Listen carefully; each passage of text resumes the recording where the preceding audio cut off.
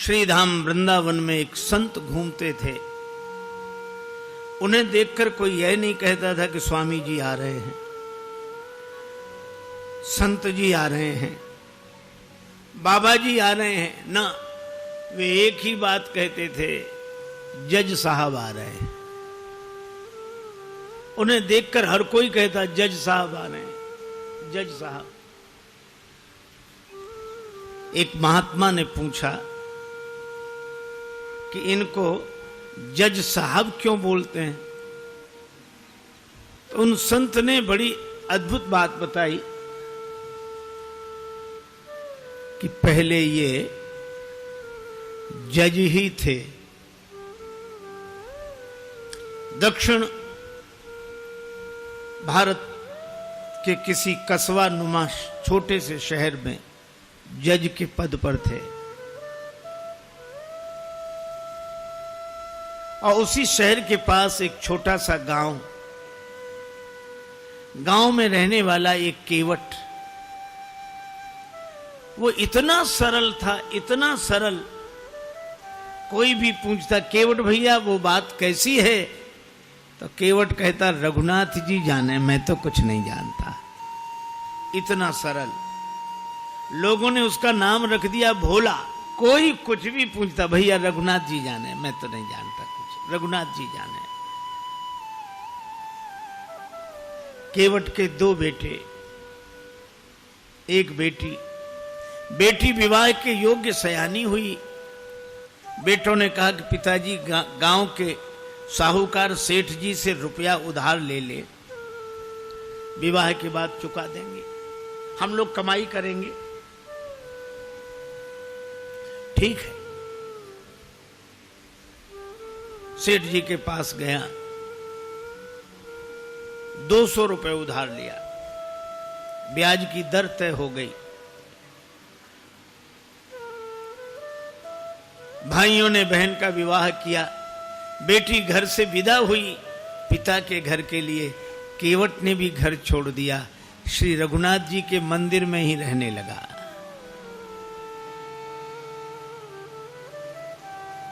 बस उसको तो रघुनाथ जी ही सब कुछ। जाऊं कहां तजी चरण तुम्हारे, जाऊं कहां तजी चरण तुम्हारे, जाऊं कहां तजी चरण तुम्हारे, जाऊं कहां तज चरण तुम्हारे।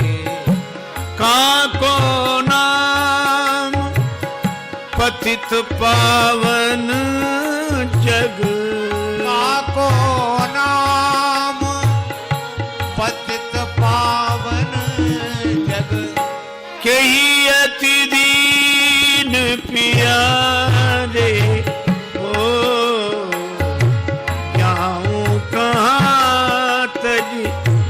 चरण तुम्हारे, जाऊं कहां तज चरण तुम्हारे, जाऊं कहां तज चरण तुम्हारे।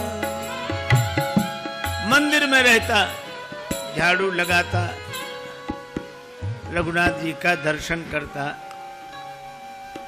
आनंदित रहता। बेटों ने कमाई की, पैसा केवट को लाकर दिया, पिताजी जिनसे उधार लिया है वापिस करें। केवट गया, सेठ जी को रुपया वापिस दिया,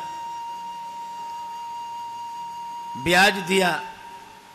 सेठ जी ने रसीद लिख ली, हिसाब किताब चुकता, पाई पाई से पैसा प्राप्त। केवट को दी रसीद, पढ़ो क्या लिखा है। केवट बोला मैं कुछ नहीं जानता, रघुनाथ जी जाने। सेठ के मन में पाप आ गया, ये रसीद हमें दे दो, ये कागज हमें दे दो। और दूसरे कागज पर कुछ ऐसे ही लिख कर दिया, पानी ले आओ। वो पानी लेने गया, कागज बदल दिया। केवट जो कागज लेकर आए उस पर ऐसे ही कुछ लिखा था। रघुनाथ जी के चरणों में रसीद समझ के कागज को रखा, फिर अपने कक्ष की अलमारी में रख दिया और प्रसन्न रहने लगा। सिर पर सीताराम फिकर फिर क्या करना, सिर पर सीताराम फिकर फिर क्या करना, क्या करना क्या करना, फिकर फिर क्या करना, क्या करना क्या करना, फिकर फिर क्या करना। सिर पर सीताराम फिकर फिर क्या करना, सिर पर सीताराम फिकर फिर क्या करना। तेरे बिगड़े बनेंगे काम फिकर फिर क्या करना, फिर बिगड़े बनेंगे काम फिकर फिर क्या करना। पितु रघुवर श्री जानकी मैया, पितु रघुवर श्री जानकी मैया, फिर क्यों परेशान हो भैया, फिर क्यों परेशान हो भैया। कटेंगे कष्ट तमाम फिकर फिर क्या करना, तेरे कटेंगे कष्ट तमाम फिकर फिर क्या करना। सिर पर सीताराम फिकर फिर क्या करना, सिर पर सीताराम फिकर फिर क्या करना। इसी भाव में रहता केवट ने भगवान के भरोसे सब छोड़ दिया था और सेठ जी ने केवट के विरुद्ध मुकदमा कर दिया और मुकदमा इन्हीं जज साहब की अदालत में आया, इन्हीं जज साहब के।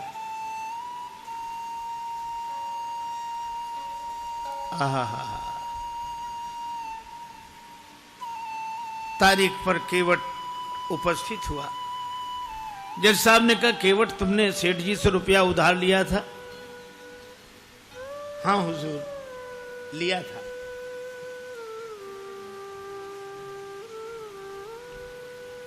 दे दिया? हाँ दिया साहब। कोई प्रमाण है? ये रसीद। जज साहब ने देखा, बोले इससे तो सिद्ध नहीं होता कि तुम रुपया दे चुके हो। केवट रोने लगा, हुजूर माई बाप हम तो इसी को सब कुछ समझे थे।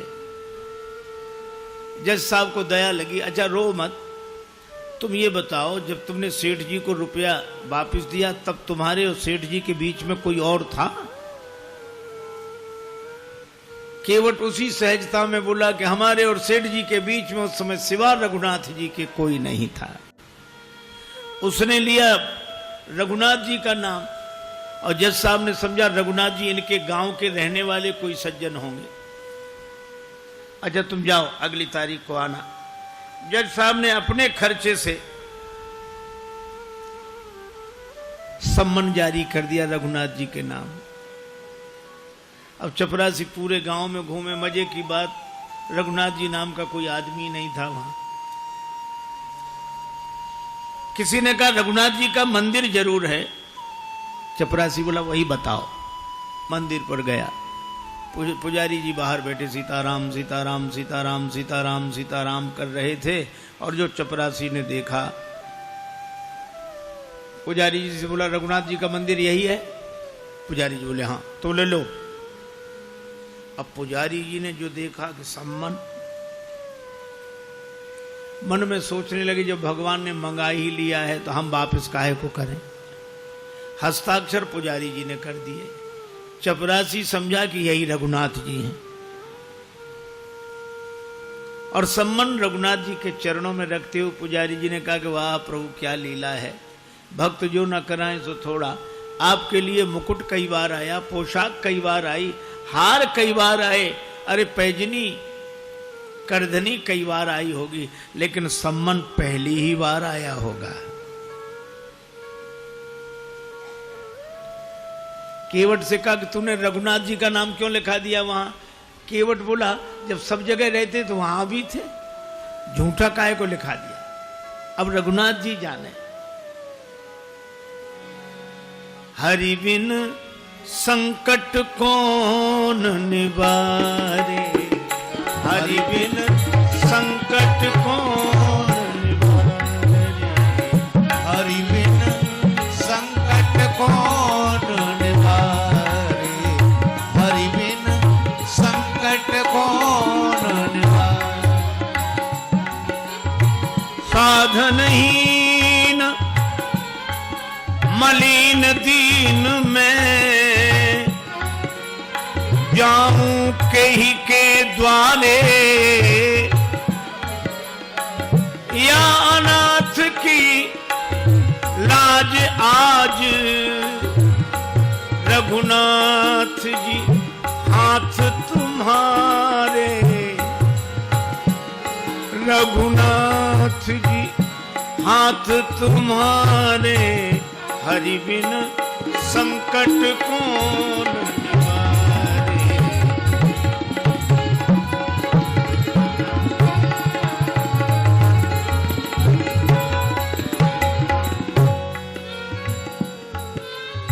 एक ही भरोसा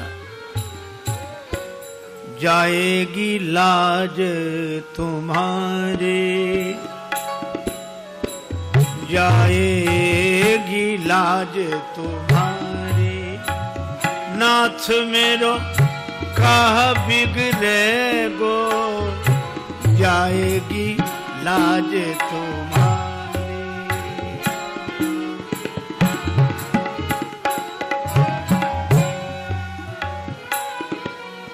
दीन दयालु सुने जब ते तब ते मन में कछु ऐसी बसी है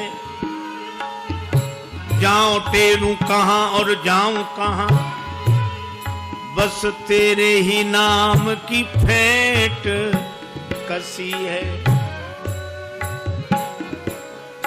तेरो ही आसरो एक मलूक नहीं प्रभु सो कोई और जसी है ए हो मुरारी पुकारी कहो अब मेरी हंसी नहीं तेरी हंसी है मेरी हंसी नहीं तेरी हंसी है जाएगी लाज तुम्हारी नाथ मेरो का बिगड़े गो जाएगी लाज तुम्हारी।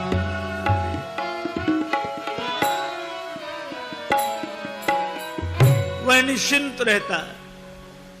अब राम जी जाने मंदिर में झाड़ू लगाए तो रघुनाथ जी की तरफ देखे बर्तन मांजे तो रघुनाथ जी की तरफ देखे जीवन ऐसा बस राम जी के चरणों में समर्पित।